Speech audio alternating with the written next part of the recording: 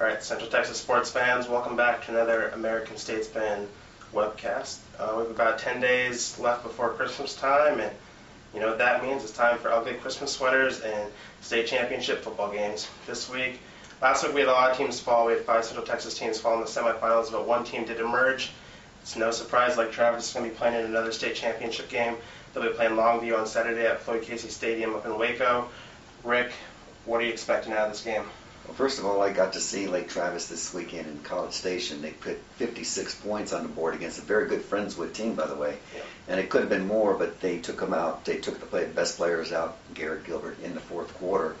I see a closer game because technically this team that they're playing, Longview, is technically a 5A team. They were a 5A team last year, and they still have 2,000 students. They're very close to still being a 5A school. I see a much closer game. I still see Garrett Gilbert winning this one.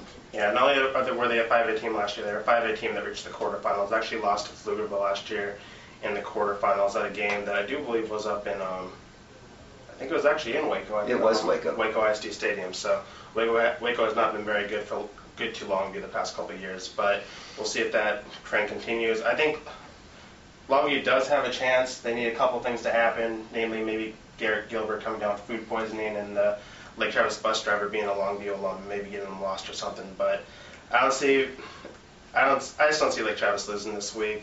Longview has a chance. I mean, they are a big team and they can run the football and keep the ball out of Lake Travis's hands. And Lake Travis has struggled against some of those bigger teams, namely Westwood and Cedar Park. Those were the two closest games, and both those teams can run the ball and keep it away from Lake Travis. But Lake Travis, whenever they get the ball, they score, and so I still don't see Longview being able to keep up with them. Don't look for another 55-20 game, but I still see Lake Travis winning this game. I think the deal with this one, Danny, is they're able to run the football, and they could be like an NFL team that keeps the ball so long on time of possession. The key to this game is keeping Garrett Gilbert off the field, and that's the best defense that they could ever have, is to keep him off the field. And they have a player by the name of Tyler McCray. They're going to see a lot of him.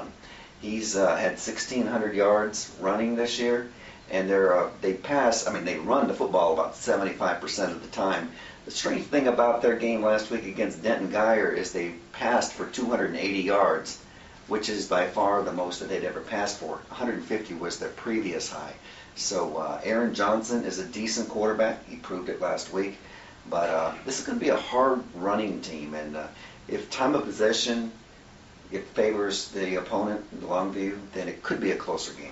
Yeah, it could be close, but I just don't see Lake Travis losing this game. I think Lake Travis has as much of a chance to lose this game as I do of ending up on one of those Celebrity Magazine best dressed lists wearing what I am right now. So expect to see Lake Travis extend that winning streak to 30 games and get that second straight state championship. And we'll be back next week to not only talk about this game, but kind of wrap up the 2008 prep football season. So come on back next week and see what we have to say.